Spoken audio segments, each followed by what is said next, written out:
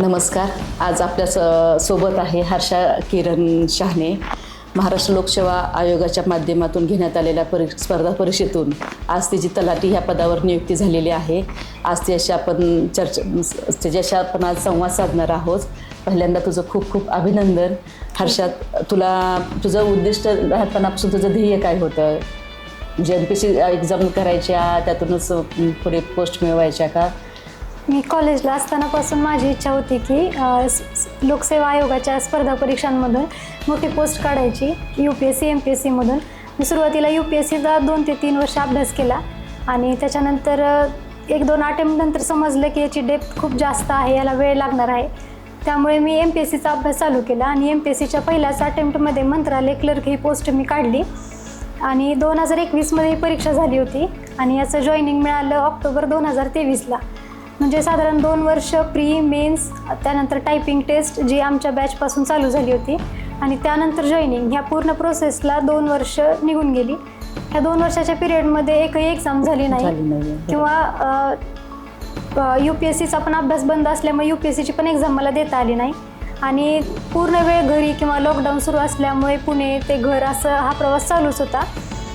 2023ला joining आल्यानंतर ते घ्यायचं हे ठरवलं होतं, पण इतर परीक्षा पण द्यायच्या असं म्हणत असल्यामुळे तलाठी नगर परिषदच्या वगैरे भरपूर एक्झाम दिल्या आणि जॉईनिंगला 6 महिने झाल्यानंतर दुसरा रिझल्ट आला माझा तलाठीचा. सध्या माढा तहसीलला तलाठी म्हणून कार्यरत आहे आणि इथे जॉईनिंगच्या 2 महिन्यानंतर तिसरा रिझल्ट आला. महाराष्ट्र नगर परिषद लेखापरीक्षण आणि लेखासेवामध्ये अकाउंटंट आणि ऑडिटरी पोस्ट आहे आणि त्याचं जॉईनिंग आता 1 आठवड्यामध्ये येणार आहे. म्हणजे 2 वर्ष गॅप असल्यामुळे आपल्या भागातील म्हणजे MPSCच्या 2021ला एक्झाम झाली आणि रिझल्ट 2023ला लागला. त्या 2 वर्षामध्ये तुमचं माइंड तुम्ही कसं स्टेबल ठेवलं? कारण हा खूप टेन्शन राहतं, आपला रिझल्ट काय येणार आहे, आपण पुढे काय करायचं काय नाही, दुसरी कॉलेजला जॉईनिंग करायचं किंवा दुसरी पोस्ट घ्यायची नाही घ्यायची, दुसरीकडे जॉब करायचा नको करायचा, ह्या सर्व गोष्टींमध्ये मुलांना ह्या गोष्टी फेस कराव्या लागतात. त्यावेळेस तुला असं काय सांगावं असं वाटते की काय झालं पाहिजे या बाबतीमध्ये? माझा पहिला हा विचार होता की मला खाजगी क्षेत्रात काम करायची इच्छा नव्हती, म्हणजे प्रायव्हेट जॉब वगैरे कॉमर्सवरून करायची इच्छा नव्हती. त्यामुळे स्पर्धा परीक्षेचा अभ्यास मी कंटिन्यू ठेवला आणि लेडीज म्हणून ताई जास्त चांगलं समजू शकतात की लेडीजवर एक बर्डन असतं की जेवढं लवकर शक्य आहे तेवढं लवकर याच्यातून काहीतरी यश मिळवलं पाहिजे. आणि वडिलांची इच्छा होती पहिल्यापासून की चांगले अधिकारी बनावं, पण वेळेअभावी किंवा उशिरा अभ्यास चालू केल्यामुळे ते शक्य झालं नाही. आणि एक चांगली गोष्ट माझ्यासाठी ही झाली की मी जेव्हा तलाठीचं जॉईनिंग घेतलं त्यावेळेस असा GR आला की तलाठीचं नाव बदलून आता ग्राम महसूल अधिकारी करण्यात आले. तर नावात कुठेतरी अधिकारी लागले, तर आता पोस्ट पण तशी मोठी मिळवण्याचा प्रयत्न करीन पुढच्या अभ्यासातून.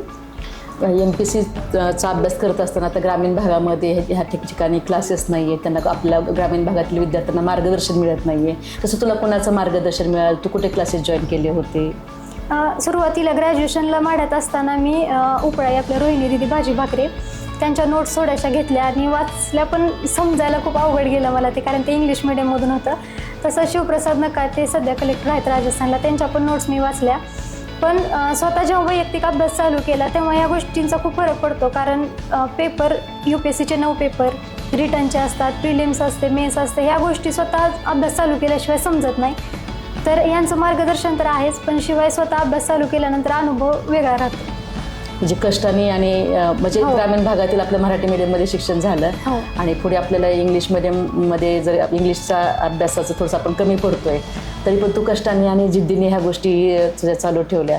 आज तुझ्यासाठी प्रेरणा देणारे अनेक व्यक्तिमत्व असतील, तू कोणाची प्रेरणा घेऊन पुढे चाललेली आहेस? सध्या एक गोष्ट मी प्रामाणिकपणे कबूल करते, जेव्हापासून मी माढा सोडला तेव्हापासून माढ्याचा कॉन्टॅक्ट नव्हता 5-6 वर्षात, पण इथं तलाठी म्हणून जेव्हा जॉईनिंग घेतलं ना आणि गावात राहायचा अनुभवते तेव्हापासून तुमचं नाव प्रत्येकाच्या तोंडात मी ऐकते की मिनलताईंचं काम म्हणजे असं इतकं बोलणं याच्यापूर्वी मला वाटतं एकदाच झालं होतं. मंत्रालय क्लर्कचा रिझल्ट लागल्यावर पेढे घेऊन आले होते त्यावेळेस.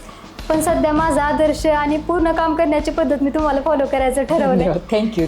जेव्हा वेळ शक्य आहे मला द्या, मी नक्कीच देईन. तुला पुढचे तुझे स्वप्न काय आहे? तुला तलाठी पोस्टवरच थांबायचे का अजून पुढच्या पोस्ट मिळवायच्या? सध्या मी अकाउंटंट आणि ऑडिटर पोस्ट जॉईन करते, पण पुढे जाऊन राज्यसेवा आणि परत एकदा UPSCचा अभ्यास चालू ठेवणार. तुझ्या आई वडिलांचं ह्याच्यामध्ये योगदान? हो, त्यांनी पेशन्स ठेवला आणि माझ्यावर विश्वास ठेवला याचाही अभिमान आहे. आणि सध्या लग्नानंतरही सासू सासरे आणि नवरा यांचाही सपोर्ट अजूनही आहे अभ्यासाला, की तू पुढे अजून अभ्यास कर आणि चांगली पोस्ट मिळव. म्हणजे लग्नानंतर सुद्धा तुझ्या सासू सासऱ्यांचा सपोर्ट आहे, हो. घरी आई वडिलांचा सपोर्ट होता. आहे. मुलींसाठी ते खूप गोष्ट महत्त्वाची आहे खरं हो. तर तुझ्या भावी वाटचालीसाठी खूप खूप शुभेच्छा देते. आपल्या येथील मुलांसाठी तू काही संदेश देऊ इच्छितेस का ग्रामीण भागातील? अभ्यास चालू करायचा असेल, जर तुमचं टार्गेट फिक्स असेल तर लवकर चालू करा. फुल फोकसने अभ्यास करा, मनापासून अभ्यास करा. आणि फक्त स्पर्धा परीक्षाच नाहीत तर तुम्ही भाषणात सांगितलं त्याप्रमाणे अगदी राजकारणात जरी उतरायचं असेल ना, तरी तुमच्या आदर्शाने ते शक्यच होईल. पण इतरही आता स्पर्धा परीक्षा ज्यांना करायची इच्छा आहे तेव्हा आता रयत शिक्षण संस्थेमध्ये केंद्र स्थापन झाले, तर आमच्या परीने आम्ही सिलेक्शन झालेल्या मुलं जे आहे हेही मार्गदर्शन करण्याचा प्रयत्न करू. म्हणजे स्पर्धा परीक्षेचं हे तर केंद्र सुरू व्हावं आणि आम्ही त्या स्वतः मार्गदर्शन इतर विद्यार्थ्यांना करण्यासाठी तयार आहेत.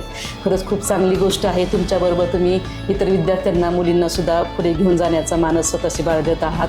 तुमच्या भावी वाटचालीसाठी खूप खूप शुभेच्छा. असे अनेक पोस्ट तुम्ही करावे आणि माढा तालुक्याचं आपल्या ग्रामीण भागातील सर्व विद्यार्थ्यांसाठी पुढे नेण्याचं आणि माढा तालुक्याचं नाव तुम्ही रोशन करत आहात. तुमच्या सर्व इच्छा मनोकामना पूर्ण होत आणि माढ्यासाठी तुम्ही चांगलं काम करावं असं आम्हाला मनापासून वाटते. धन्यवाद. थँक्यू.